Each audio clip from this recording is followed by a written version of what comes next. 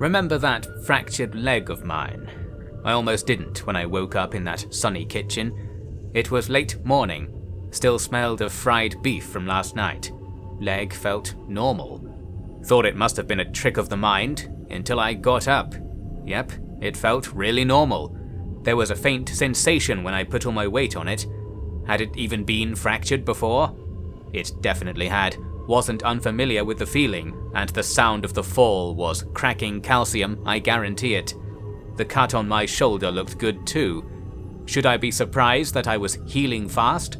Some people had even recently shaken off a case of benign death, rumor had it. Ate more honey for breakfast. Was thinking my superpowers might be the infection spreading. Maybe it was. One precaution I took was to take a load of old shirts to some pool cues and make a sort of splint, trying to keep weight off the injured leg, just in case. Ended up throwing it away after about 10 minutes, since it was more likely to get me killed given how hard it was to walk with it. And besides, leg felt absolutely fine either way. Well, point is I carried on up some stairs, feeling quite healthy. Sealed fire door blocked the way, so only made it one floor up. This next floor was plant and construction stuff, very little going on. Zombies here and there. Did I mention the zombies yet? The interesting part was more evidence of army schemes trying to keep everything out. Main area of the middle floor was a storehouse with a zigzagging route across it, a route I had to take to see if the other stairwell could get me any higher. The place was a death trap. Tripwires sticking from wooden pallets, triggers to bombs, poorly hidden. The bombs were in random confectionery tins right there on the floor. Guess that meant they were supposed to fool zombies, not the likes of me. You might be thinking, how'd you know if they were bombs if you didn't get blown up by some? Sounds like you forgot the zombies again. A few came through the door I was creeping towards, forcing me to jump to cover. Idiots blew themselves and the room up, but only a little. The bombs were enough to dismember rotten flesh, yet hardly moved the big bags of sand and the like lying around the shelves. No one came to investigate the explosions or reset the traps. Would be my job soon if all went to plan. Things were easier from here. Next floor up was a law firm, apparently fully garrisoned with suits until the very end. Must have been a fair few cases coming in. Was getting pretty handy with the pistol and shot my way through the office like a loose end who just got fired. Got to the part of the building where everything was collapsed, the stuff I'd seen from outside. This made life much easier. Or maybe it was feeling like I'd finally gotten outside again. I was 2 or 3 levels from the top, and climbing up the rubble was an appealing option. Nearly died on account of it being as perilous and unstable as you'd imagine. But nearly dying was still far from the danger threshold in the circumstances. Made it up to some kind of medical center. Weird place for it. Was ramshackle enough to indicate its post-apocalyptic origin. Quite a few zombies lying around, but most of the rooms were heavily sealed. Professional jobs. Armies doing, no doubt. Stairwell was right by where I clambered up. Area around it was fortified with sandbags and decorated with spent bullet casings. Walls and floor were polished marble. Might have been a banking office, something like that, so high in a fancy tower. Felt very boxed in by the thick walls and locked doors. Had been fighting zombies for about 9 hours and healing a broken leg with end-of-the-world magic, so took myself a nap in one of those sandbag bunkers. 11th night, mist time. Well, it was there outside. As I'd seen from the very beginning, it didn't have much effect on zombies indoors. Chances are it took a high dose of the stuff to get the bacteria really dancing. Must have been a height aspect too, in that the powers that be probably wanted the mist to concentrate at ground level, safer in the sky. Seemed to be that way, as I napped peacefully, no noise, no nothing. Something related was actually happening while I was up there, but we'll get to that later. Hit the stairs bright and early. Again, just 1 level before a security door blocked me. Open door beside it went into another law firm, or something like that. Didn't stop to read their papers, just popped off all the dallying suits and looked for a way through. Definitely near the top, as the suits here were joined by more zombie soldiers, their armor occasionally saving them from a bullet. Signs of fighting, with desks tipped over for cover everywhere. A gunfight between the living, I figured. Casings everywhere, but little blood. Zombies might have been cleaning up though. Killed suits, soldiers, and a load of ragged locals who probably got too far up the tower for the army's liking. Their pockets and bags were already empty, while the soldiers had rotten packets of food and half-spent magazines. So, the army won.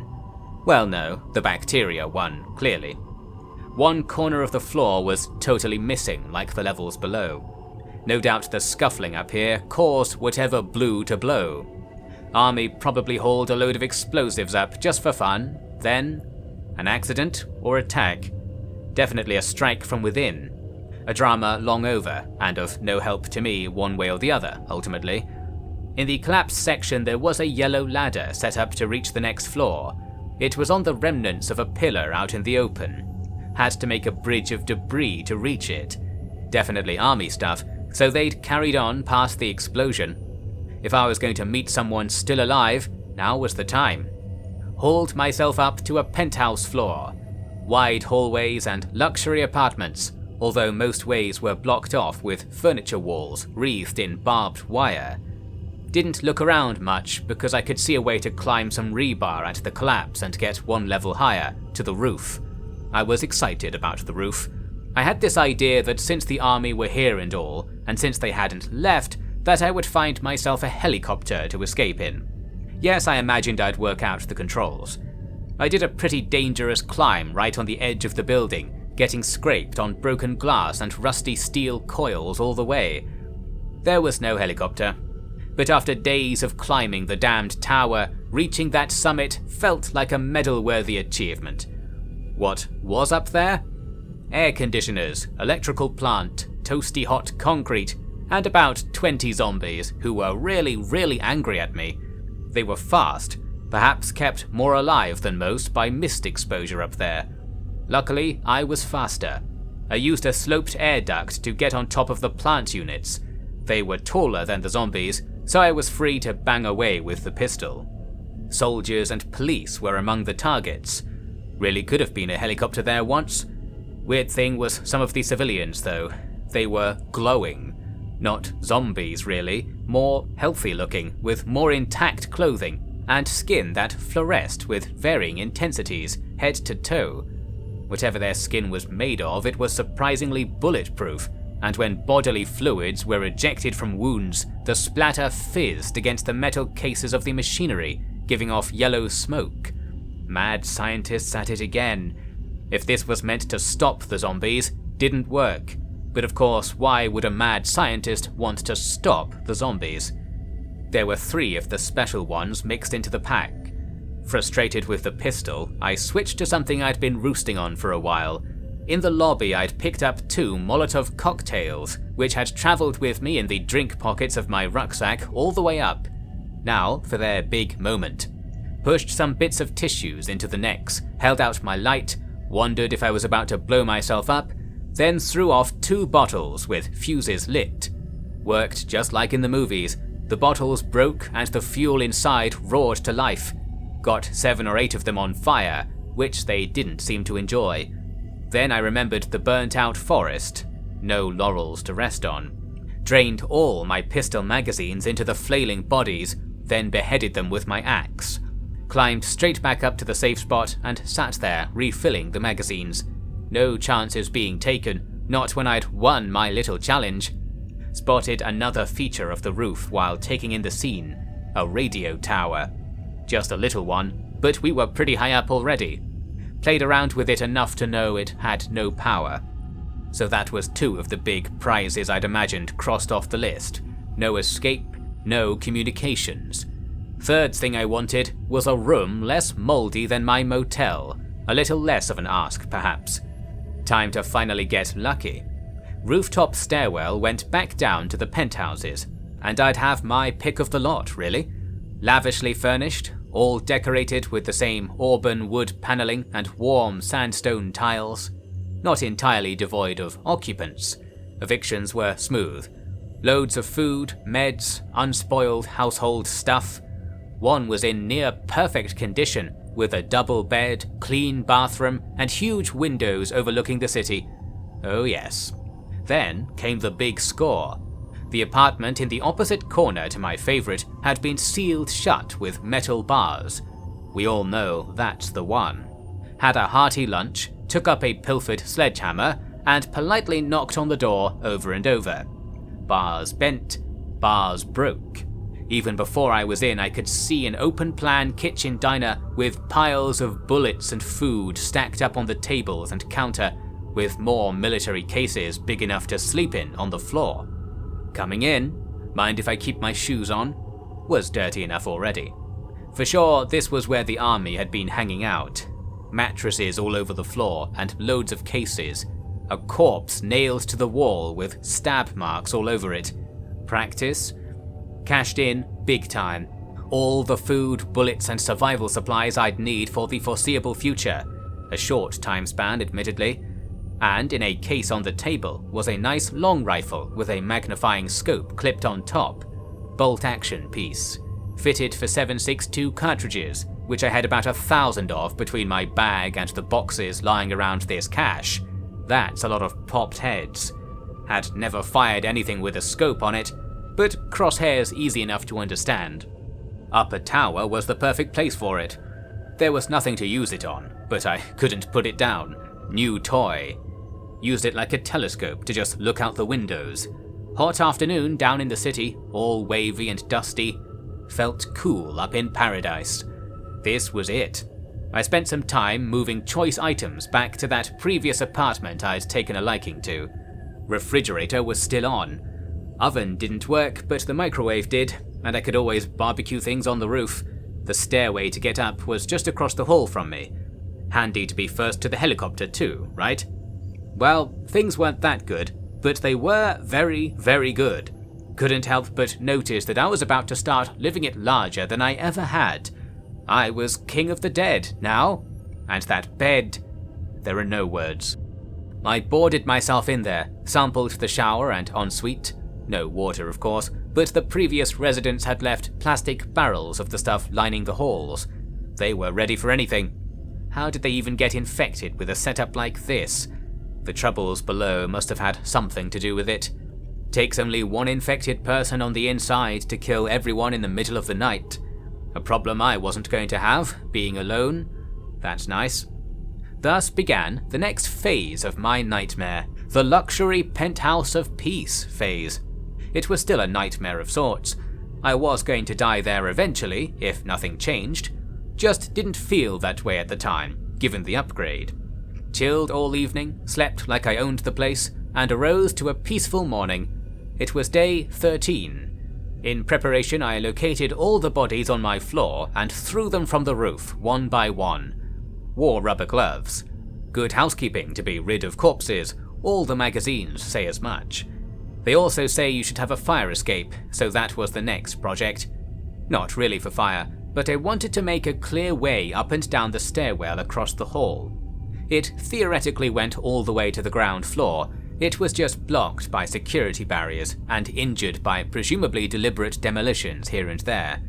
After the previous day's hammering success, I took the sledge to the metal barriers, humming to myself merrily. Sleep and food made me happy, but anticipation of continued sleep and food was really getting me high.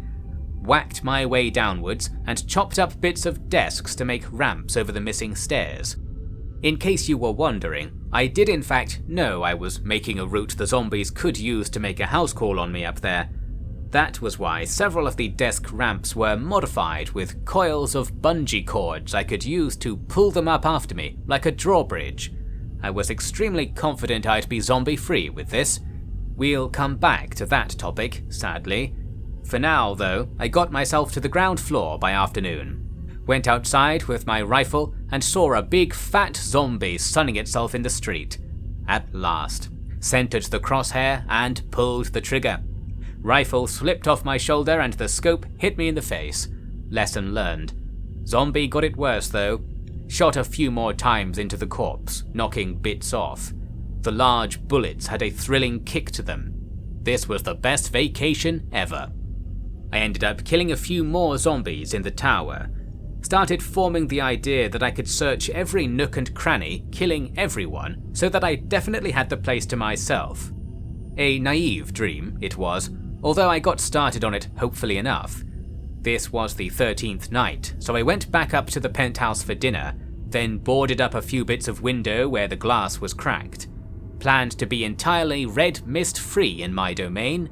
Another impossible dream, most likely. It set in around 10 as usual, making my place look real creepy in the red moonlight. Needed curtains for these nights. I had a theory that I was probably so hidden and so high up that the roaming zombies in the city wouldn't be able to find me up there. Was I right? Got a nasty shock half an hour later when a clanking sound came from outside. It repeated irregularly. Went out and saw a grey-skinned lady breaking open the door to the stairwell. Heart sank all the way to the ground. Blasted her away, then frantically searched the floor some more. Just me. Seemed it really was only a single visitor. How'd she get up? Tower was surely full of zombies still. Could just be a stray. Well, no horde was coming up far as I knew, so I quietly locked myself back in the apartment. Stayed up a couple of hours looking at the red moon through the window. Slowly convinced myself that I was correct before, and that the mist wasn't going to trouble me anymore. Slept on that notion, and woke up believing it. A gentle descent down the stairs was all that lay between me and the truth on this one. I walked through the lobby with my rifle, observing the damage. Horde had been there, no way to deny it. They'd been tearing at the little stalls, ripping up whatever they could manage. Doors were gone. Nice breeze for the mist to ride. All the way up the stairwell, perhaps. Well, I didn't like it. Even then, some local zombies were sleeping rough around the lobby. Didn't they know they were trespassing now? Killed them easily enough, angry that the tower wasn't the magic shield I had imagined. Zombies could get in. How far in? Didn't want to find out. It was bad news for sure, yet I was still a million times safer than in that old motel. And I had my optimism tank at full capacity. Not only did I still believe that the tower would offer rescue or communications somehow, but I was ready to put some work into this place. When you own a property, it motivates you to improve it, right?